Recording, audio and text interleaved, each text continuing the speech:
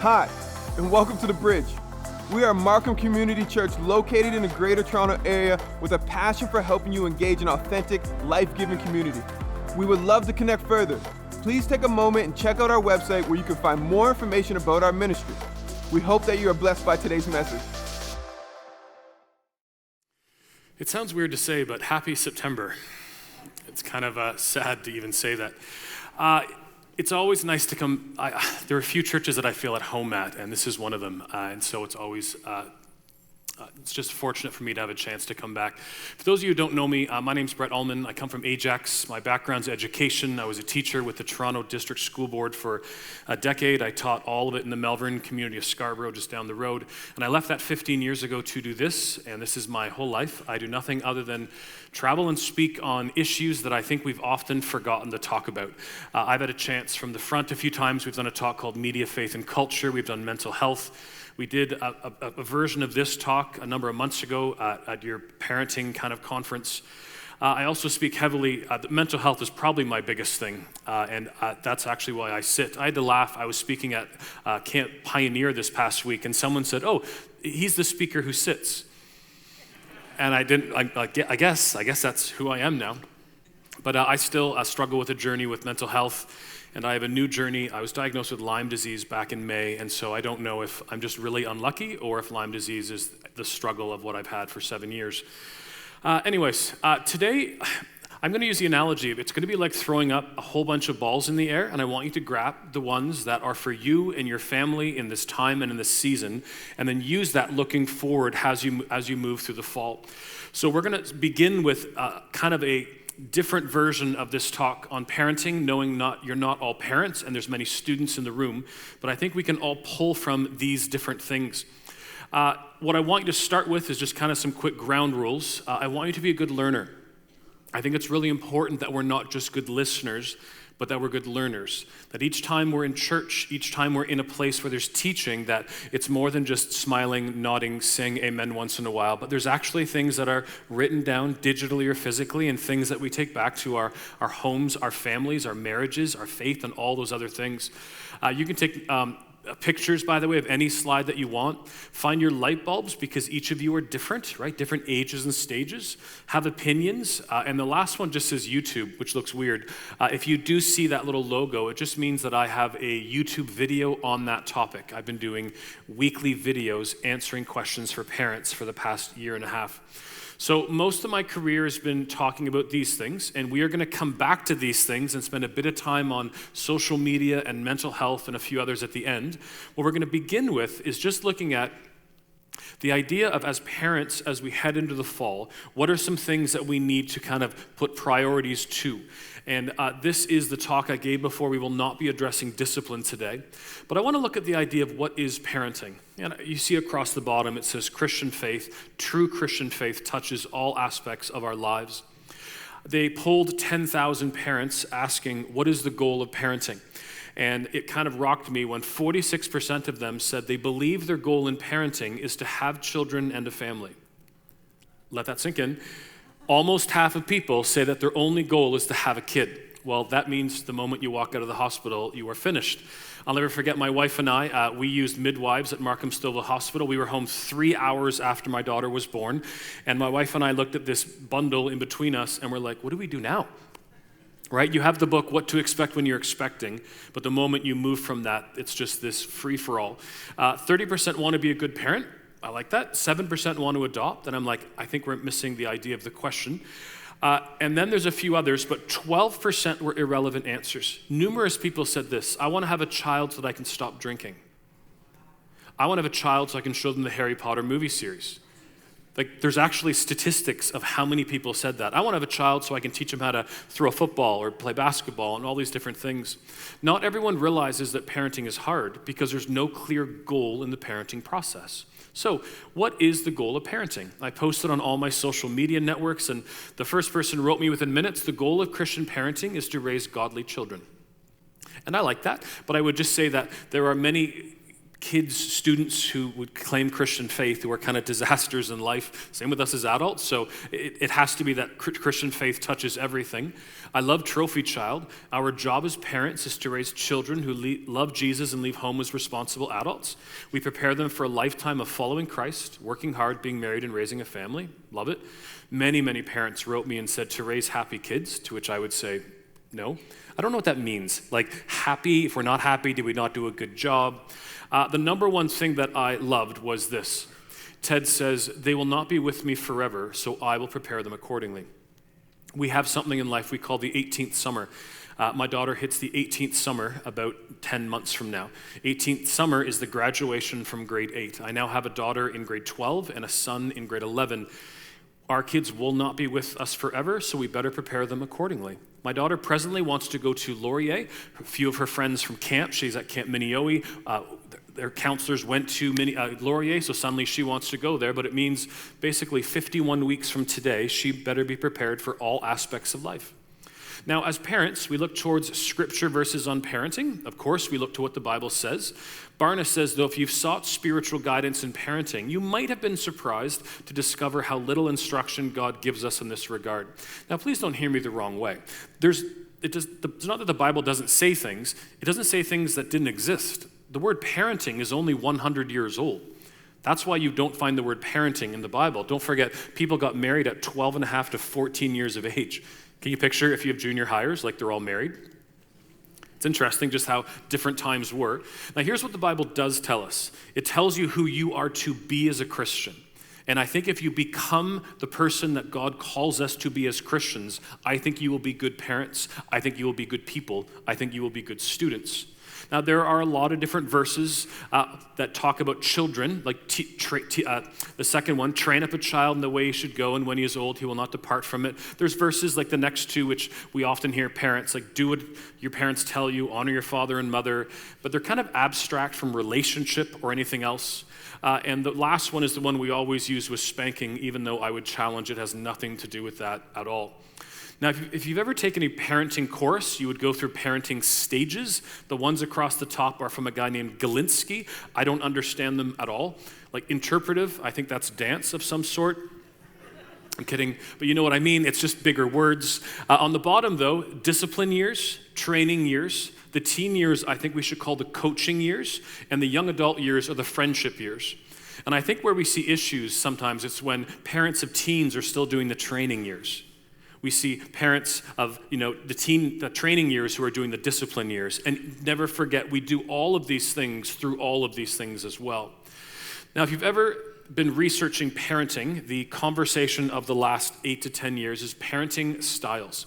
Who are you to be? Every article says you are to be this parenting style. The truth is there are many. Tim Elmore, if you have a young adult, if you are a young adult, you should follow him. He talks a lot about Generation Z. He says from this decade, the 90s, adults began to believe that our world was less safe than ever and kids needed oversight or direction at all times, and it caused 4 things. I wonder if you will agree with me that this is where we sit today. Many students feel entitled to special perks because we said that they're special. Many began to feel unsafe, afraid, and even paranoid because of their parents' behavior. Many began believing that they were fragile and cannot handle adversity. And many began embracing the narrative that the world is full of evil people who could harm them. If you speak to anyone in college or university admissions today, they will tell you this is the majority, not all, the majority of students coming into those environments, which means we as parents might be doing parenting styles that are hurting our kids as opposed to helping our kids. There's so many of these. The stars are the ones you should be. You should be doing attachment parenting. Now, it's not probably what you think. It's not like co-sleeping and breastfeeding for longer periods of time. It's actually the idea that we need our kids to attach to us, and then they go and attach to their peers. The problem today is called peer attachment. It's where students look for unconditional love and acceptance from their friends, and their friends cannot give that to them. I told a story in the first service. My son had a party. We had 10 or 15 people coming over. Within an hour of the party, 5 dumped him and went to a different party. He was a little distraught, and I'm like, just give it a few minutes. Within a few minutes, 5 or more people dumped the other party to come to our party. Everyone is trying to get up that popularity scale. No one knows who's cooler or not. Every single person is confused in that. But if kids and students have this home base, right, that place where they're attached to us, they're better to go out into the world. Helicopter parenting, these are the same, right? We hover over and swoop in when there's any issues that are happening. Christian spiritual parenting, of course, I want my kids to love Jesus. Again, it's loving Jesus and our faith then taking in every aspect of our lives. Over-parenting we'll come back to. Adler in parenting, the more I read, the more I actually really like this. If you follow a woman named Allison Schaefer, which if you are a parent, I would heavily encourage you to. She just did a live Facebook talk on your students heading off to college. She'll do them about behavior and many things. But Adler in parenting basically says that people want to feel that they belong, and then they want to feel significant. Both of those things are nice, but again, I don't know why we do that at the expense of everything else. I have 65 of these. We could spend all morning going over them. Anyone confused? Like, you're supposed to do things. We love our kids. We want to be good parents, but how do we do it? Here's the truth. There's only 4 parenting styles. The top right is called authoritative parenting. You are to be this. This is where we love our kids to death, and then we ask much for them as well. Like in my house, I expect my kids will do well in school, and I love and support them in how to do that. Authoritarian, the one on the bottom, like do what I say. And the other two are kind of like uninvolved. You ask nothing and give nothing. Now, what we do often today is we over-parent. Please don't do life just like, I love this. I broke it out into 3. We do life for our kids when they're young. I saw strollers coming in at a church, and like we do life for our kids. Then at some point, we do life with our kids. And then at some point, the bigger one, we let our kids do life. There is a problem with over-functioning. It simply means doing too much for our kids, intervening and removing common struggles they may experience in their day. When we remove these common struggles, we fail to prepare them for the future that awaits them as they mature.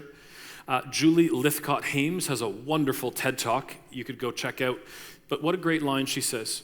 Why did parenting change from preparing our kids for life to protecting them from life, which means they're not prepared to live life on their own?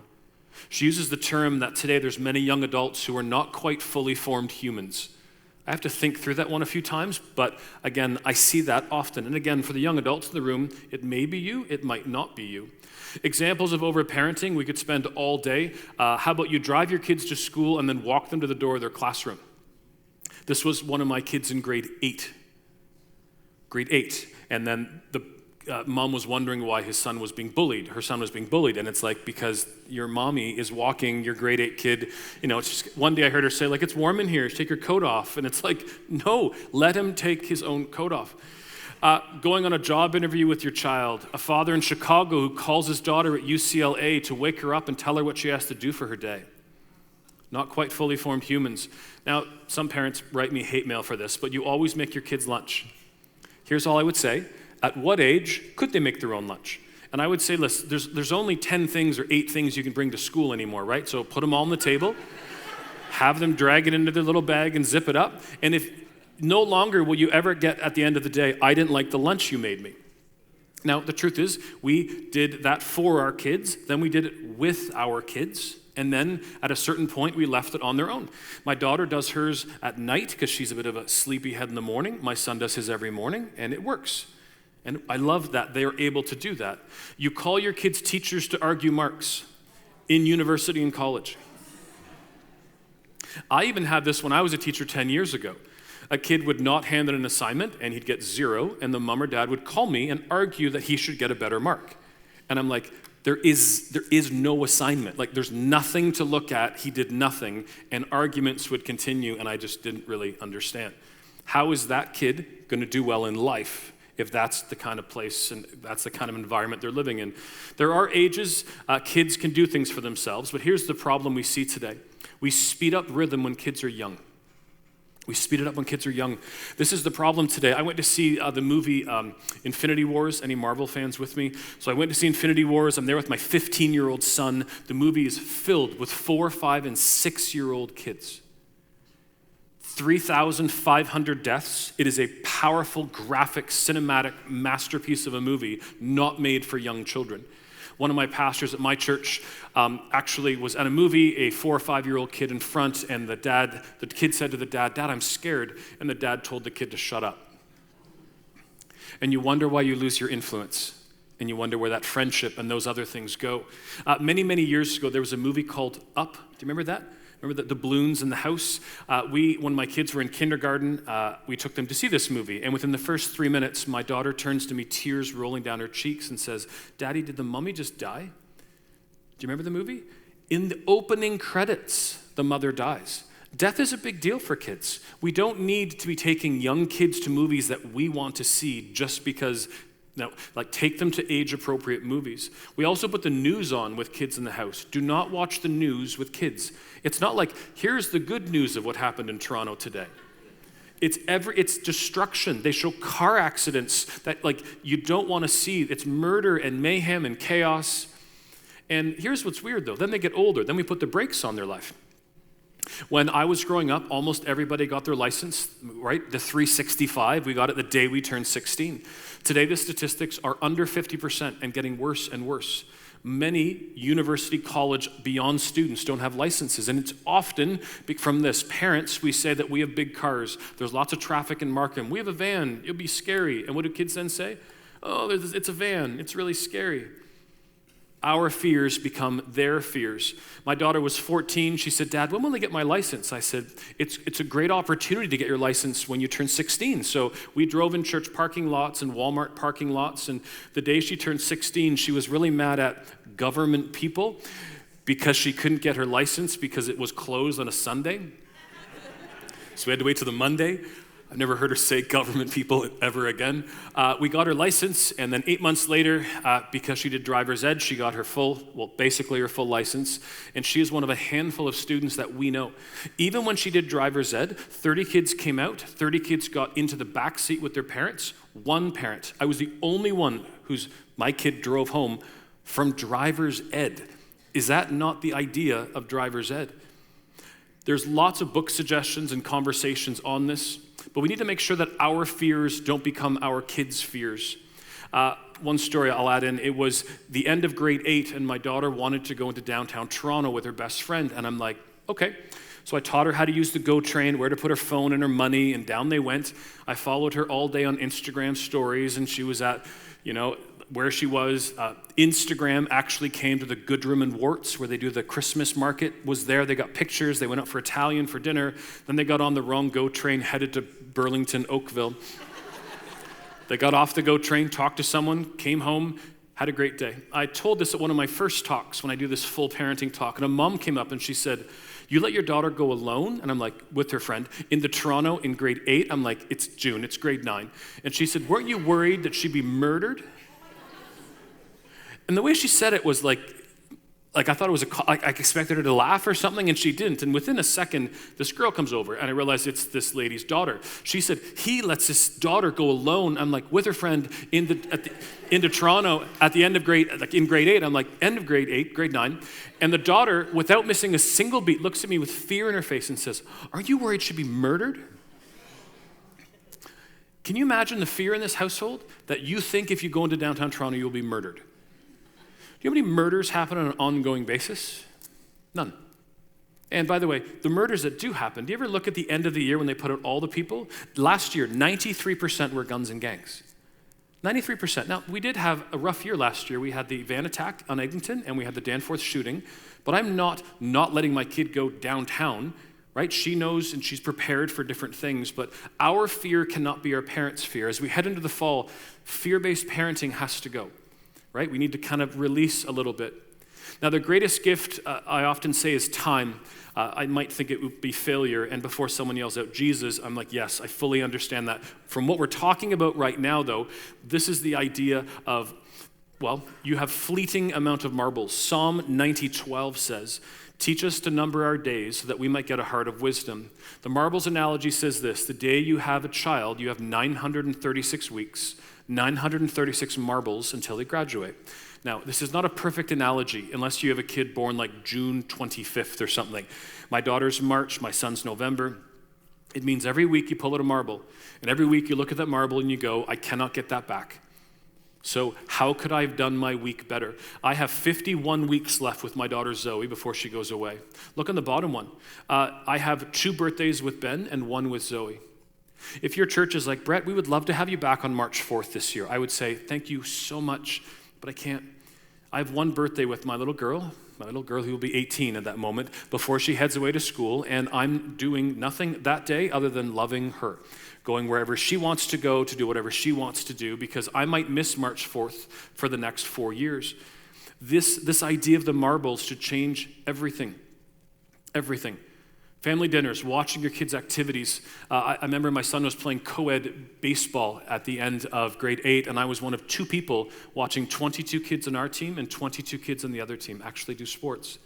It should change what we do. And here is the moment in my talk with this that I find people's shoulders drop and people get sad.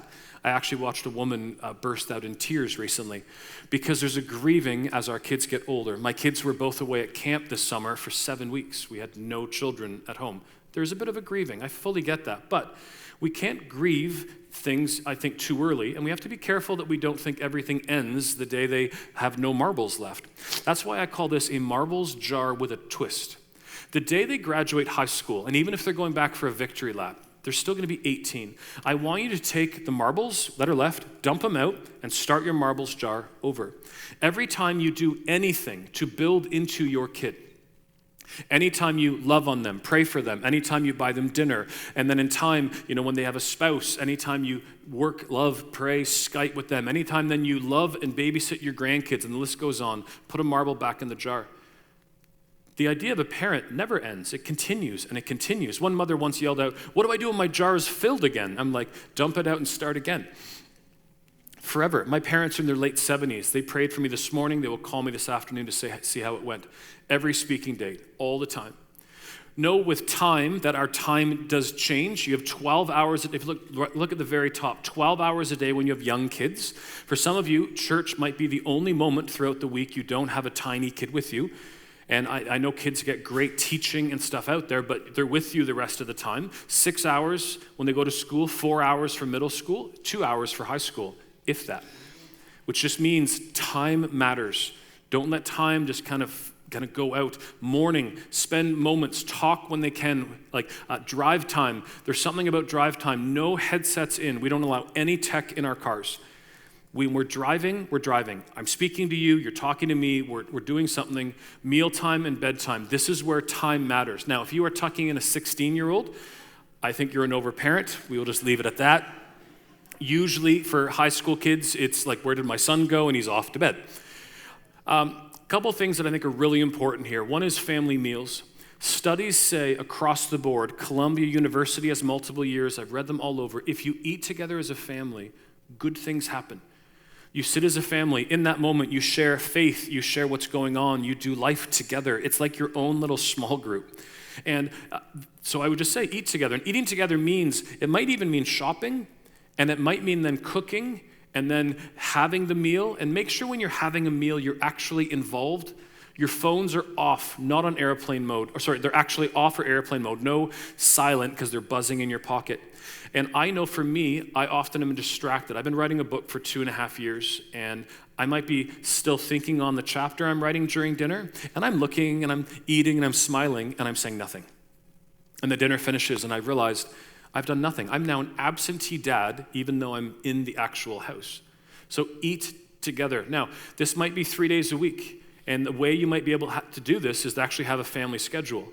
So we print off a blank family schedule, and I actually print off like 30 of them. They're on our fridge. Every Sunday night we take one off, and it's just the next week. And we look at, are there any school events? My son was on the volleyball team, or are there other things? Are there jobs? My kids both work part-time. What days of the week? When am I speaking? When is youth group for church? We go through all of that, and then we really want to add in a family night, where we always just say, when you have teenagers, if you base it around food, parents, it works. If I say to my son, you want to go for ribs? It's like, yeah. Doesn't really matter where you're going or what you're doing. But we plan one night a week where in all our phones, we're getting together. Whether we play a game of Settlers, whether we watch a movie, whether we hang out, go for ice cream, it doesn't matter. We're there and we're together. Family outings also, this is just the idea of don't always have your kids' friends around. It's okay to just have you and be bored.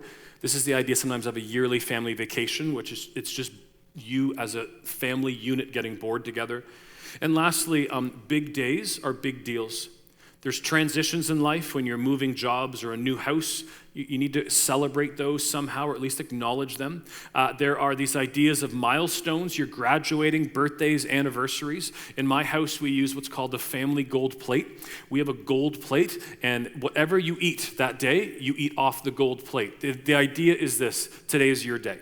And we celebrate you and whatever's going on. And then the pits are bad things. Breakups, death, someone got fired, something bad happened at school. In those moments, we still eat together. We still sit together, and we walk through those things together. Every book I've given you, by the way, I'm going to give you one link to a blog at the end where they're all there for you. We then move into communication, and I think communication is one of these things we need to look at. If we're looking at the next year, can we communicate better with each other? A young boy named Kyle once said, "It's so odd, I feel my mom is everywhere and nowhere at the same time. Being everywhere is about intrusion. Being nowhere is about a lack of connection." So what happens if your relationship is broken?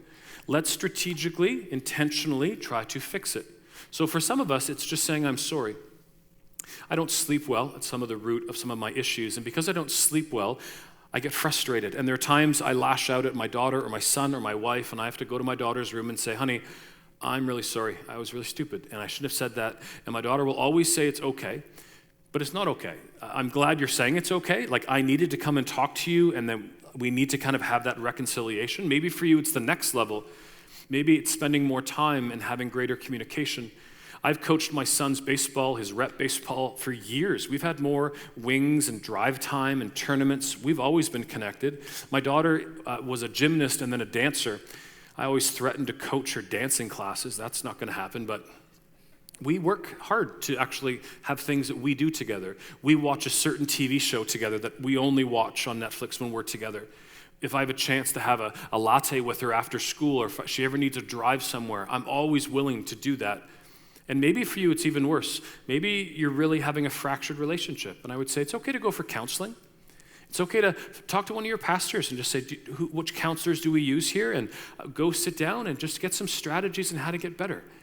The idea of wholeness and reconciliation, these are good things, and we can do that. We can move towards them. And parents, please listen to our kids. I'm at a church, 15, I think, year-old girl has just expressed to me how she's struggling with panic attacks and anxiety, depression, like mental health struggles. And she's just weeping at the front. Her dad won't listen to her. And suddenly the lead pastor of the church walks up. And he goes to interrupt me, and he goes, "Oh, sorry, this is my daughter." And I had a moment to actually sit him down and connect them together. But it's interesting how sometimes we don't listen. If someone you love, your kid, says, "I'm struggling with X," let's not try to be what we might call the shiny, happy people, to quote REM from many years ago. Just because we know Jesus doesn't mean we have it all together. We are a broken people. There are all kinds of us, the things that need to get fixed and need to have some hope and healing in. And so don't just say, because we want to save face, "Oh, we don't want our kid to be the one with anxiety." No, if someone says something, we can deal with it. Kind of like the Home Depot, we will help, right? That's where we as leaders and family and friends and pastors come alongside. Communication happens the same places when time happens. It's the same ideas, right? If you're not together having family dinners, you can't get better communication in it. And lastly here, just realize you're being watched. A year and a bit ago, and I actually did a talk like this a few weeks ago, I did a Sunday morning service speaking on pornography. Just the church that said, we want to address something that's really tough and look at how we as Christians can deal with it. I left, and I'm on my way home, and an 18-year-old boy wrote me just through email, and he said, "Hey, if I ever struggle with pornography, can I come and talk to you?" And I said, "Sure." But I said, why won't you talk to your dad? I know your dad. He's a pastor. And he said, "Well, my dad got in the car with me and there's 3 teenagers, so me and my siblings," he said. And the moment he got in the car, he said really loudly, "What kind of stupid person gets addicted to pornography?" This kid wrote me and said, "My dad just told me in that moment that my dad is not a safe person to talk to about anything ever again." Your influence went from here to 0 so quickly. By the way, where is the grace and the mercy for the people who are struggling? I love the groups you guys put up. right? That we don't have it all together, but we're going to look at getting it together. We're going to work at that. And even the idea of how to love, I think we can look as we head into the fall of learning how to love everyone better. Anybody read the 5 love languages? Quick show of hands. It's always just a spattered group of people. I got married 23 years ago. A few months into my marriage, my wife says to me, Brett, I love cards. And I said, cards are stupid. Yeah, I'm a young married man, and I said, cards are stupid. She goes, Brett, I love cards. And then she handed me the book, The 5 Love Languages. And I read it, and I realized this. There's 5 ways that you can love someone, and there's different ways you receive love. Each of us likes different things. So I was loving my wife with acts of service. My wife is words of affirmation, number 1. And so I went and bought her a card. Valentine's Day, we're lying in bed that night, and she said, thanks for the card. And I said, you're welcome. And she said, did you read it? Now, in this moment, I cannot break eye contact, right? It's like I have to keep staring. And I'm like, Shoppers Drug Mart, wall of cards. I said, yes. She holds up the card, and it says, to my husband on the top of it.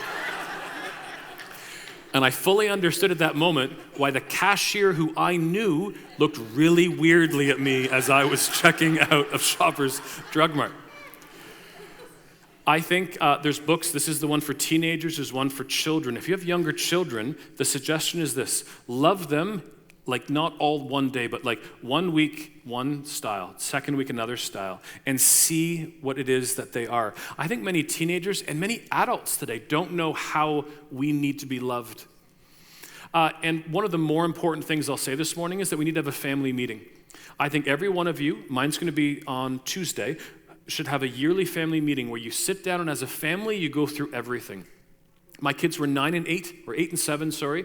We had our first family meeting and we go through everything. We're going to be a Christian house. What does that mean? Which church service do we want to go to? We're going to talk about vacations. What activities are we signing up for? And the list goes on. House rules. No unwritten rules in our house. This is my expectation of how you as a Christian should be acting at school, at parties, in the world, how we are in the world and not of it. We talk about everything. I think it's such an important thing. I have a YouTube video which should actually help you implement these in your house. And there's lots of good books on this as well. Discipline, I'm just giving you one line. Discipline is about teaching children to behave properly, not punishing them for behaving badly. I mean, that one line is enough to question a lot of how we discipline. All good discipline has a purpose to it. And there's some great, great books on discipline as well. Again, all of these are listed for you on a link coming up. So what I want to do for the last little few minutes is I want to walk through some different things. I can't think of a better goal this year as Christians than to dive and grow your faith. Like, just dive in. Your worldview, if you have a biblical worldview, that will affect your values. And if you have a biblical values, that will affect biblical actions. If you are messing up with actions, there's probably something wrong with your worldview. So how do you change your worldview? Do the things that Jesus did. We call these spiritual disciplines. Many authors like Dallas Willard, Richard Foster have books that just walk through discipline after discipline, reading, praying, fasting, studying, giving, communion, volunteering, all of these things that we do. One book I might encourage you to start with is a book by Nathan Foster called The Making of an Ordinary Saint. It is a very practical book. This is from a guy whose dad was the spiritual discipline guru, and he said often he didn't understand. This one makes a lot of sense. Sticky faith is a really great thing, looking at how we as parents can help our kids' faith to stick. And there's many things it says, things like sending your kids to stay away camp, like sleep over away camp. Many of those conversations, if they're heading to college or university, getting involved with like InterVarsity and different campus groups. But here's an easy one. Let's all read the Bible one time between now and next September. Now, some of you will say, I already do it. Some statistics show that 90% of us or more don't read the Bible cover to cover in a year. Some actually say 90% of Christians have never read the Bible cover to cover in their life. If we're going to be a people of the book, then I think we need to actually read the book. So read Scripture, the little check mark. Read Scripture as an app, and it will help you do this. Because a lot of you, you're reading the book of 2 Kings, and you're like, your right eye is bending to look for the next number, because you're going to read 4 chapters even if you understand. Like, that's not reading scripture. So what this does is, and I'm actually going through Kings right now, there was a 9-minute video explaining the book of Kings, 1st and 2nd, all of Kings, the overarching narrative. It's all drawn with comics and explained, and I'm like, I never knew that. I have a theological degree, and I didn't understand some of these things. And then it actually gives you what to read, and so I actually then go off of my iPad and onto my physical Bible. I like to take notes and stuff. Then there's a psalm or a proverb, and if you click the check mark, it then goes to the next day for you. It's also phenomenal to me, not just for adults, but for students. I have both my kids using this. Now, media, it's good to look at a new year of how we can help, not only help our kids discern. The little solution on the side there is a simple one. When my kids were about in grade 4, we stopped telling them what they could do, and we started equipping them to make good discerning choices. So if my daughter came home and said, I want to buy a song from Rihanna, we wouldn't just say, let me check for you. We would say, here's the computer. Open up a browser, type in her name plus lyrics plus the song, and the lyrics would pop up. She would read through it, often with our help, and she would say whether she wants it or not. Right? The goal is that when my daughter heads off to school, I mean, the truth is, even in high school, our goal is that my high school kids can make discerning choices, not have to come to me and ask, can I have that song or not? I have lots and lots of YouTube clips, videos on media. The two I just want to showcase, it's interesting. I find sometimes the things that are my least important videos get lots of views, and my most important conversations get very few. These are 2 series. The first one's called The New Narrative, Talking to Our Teens About Technology. The truth is, you can go through this if you're a teen or an adult. It's just saying the old way we spoke about things and the new way we spoke about things. Telling someone to get off social media is different than talking about how there's an increase in anxiety and depression we're seeing because of social media. Or there's a dopamine hits we're getting in the brain. We don't know how it affects us. These are things that everyone's willing to talk about. But phones, social media, TV, music, video games. Then I did a 9-part series on how to have a better relationship with your phone. It is the least watched series on my entire site. But I think it's the most important. Do you know how many times the average person, touches their phone a day in North America? 2,617. That's 164 times an hour if you take some time for sleep.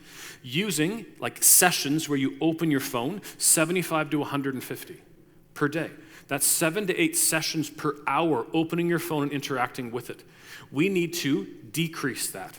I'm not saying we just get rid of it. I'm just saying, how about you just don't touch your phone or don't open it up as much as you have been doing? Notifications, go through every app that you have on your phone. First, go through your phone and delete any apps you're not using. Is anyone like me? I used to be getting notifications for apps I don't even use. Delete, get them off. And then, like the other week, I got a notification from Twitter. It said, someone I don't know tweeted to someone else I don't know. Why is that something I care? I've opened my phone and I'm reading it. So I went into Twitter and I took off all these kinds of things. Family dinners, movies, these are times when you need to be present. I went to a movie the other week and the guy beside me checked his phone every 30 seconds for the whole movie. And this is the problem. He now has partial attention to the movie, and he's not really looking at his phone, and that goes right into schoolwork. Whether you're a student or adult who's working, whatever you're doing, do it. If you ever head into a university these days, we'll see laptops out with people's phones right beside it. Turn your phone off. Just do if I'm writing my book, I actually use an app which shuts off everything on my computer. No notifications, nothing, email. I work. So I work for an hour to an hour and a half, and then I take a break, and then I look at my phone. But no partial attention, full attention. And then if you want to give full attention to your phone, that's okay. Restaurants, my family went out for breakfast with my parents, and at one moment we realized we were the only people in the entire restaurant who were actually talking. It was eerie. I'm looking, I laughed. I told my dad, look, no one is speaking. Families all out on their phones. And the worst was a family in the middle. There were 2 grandparents, 2 parents, 2 or 3 kids. Everyone was on their phone except for the 2 grandparents. And the 2 grandparents were just doing this. That's not spending time with your grandparents. So we have a rule that there is, when we're driving or we're in restaurants, there are no phones. Now, the authoritative parent style also means that there are times that things might need to be changed. If my daughter or son is waiting for a text because he's going out that night, okay. Like, it's not rigid. There are always times that things, or if I'm expecting a phone call. And walking is a funny one. I made a video telling you to stop walking with your phone in your hand. Because people are now walking into things. People are being killed as they walk into the streets. They're now looking at enacting zombie laws, not dead people walking, but you look like dead people walking when you're just wandering with your phone. They're enacting them around the world. There's one in Hawaii somewhere already.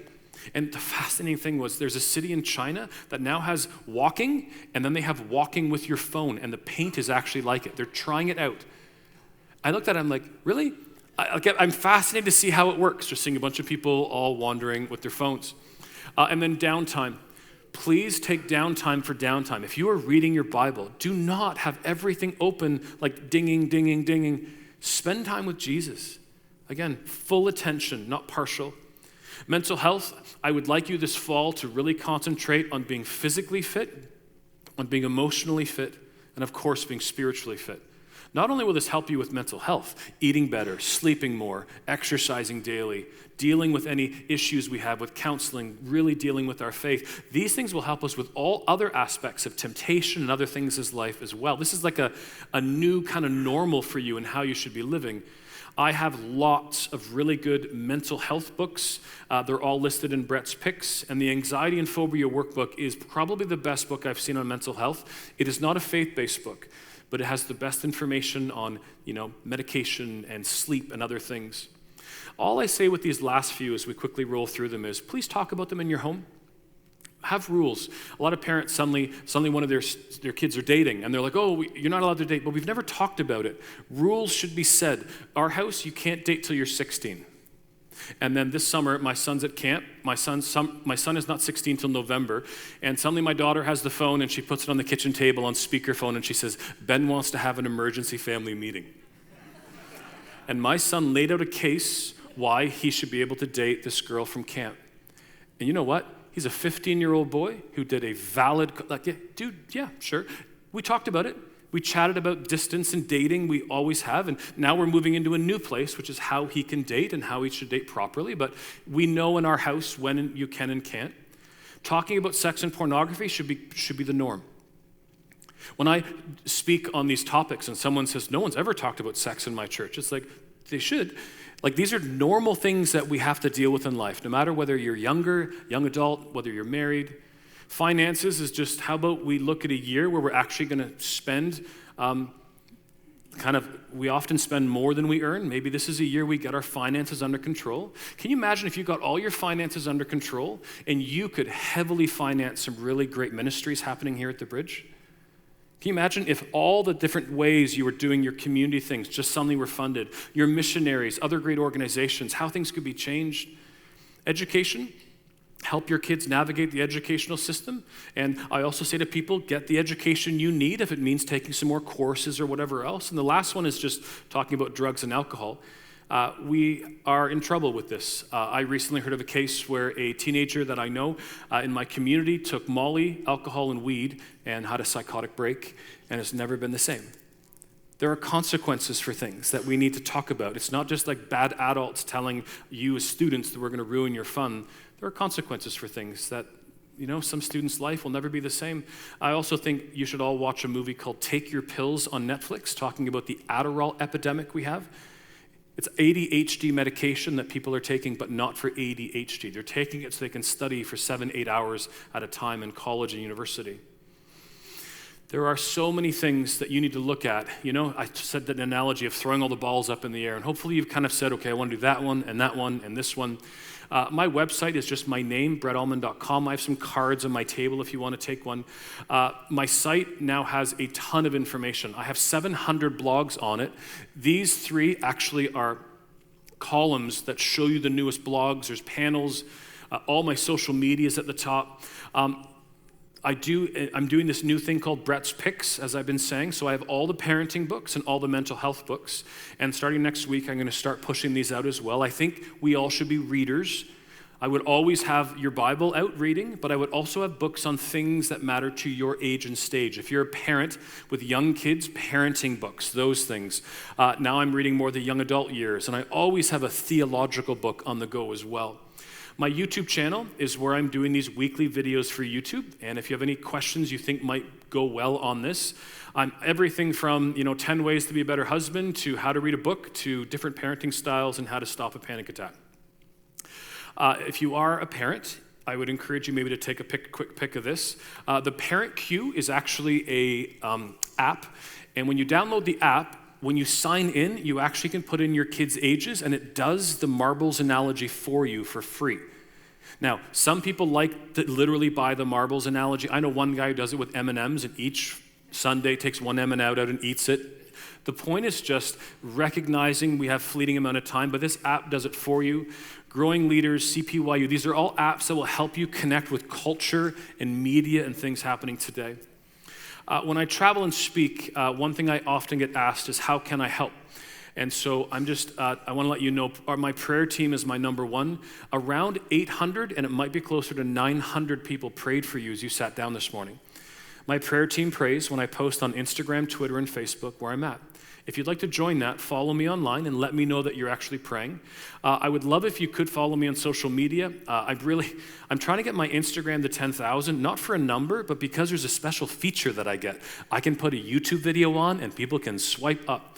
So if each of you, and students, if you could do all your 10 spam accounts and like me on all of them, it would help me a lot.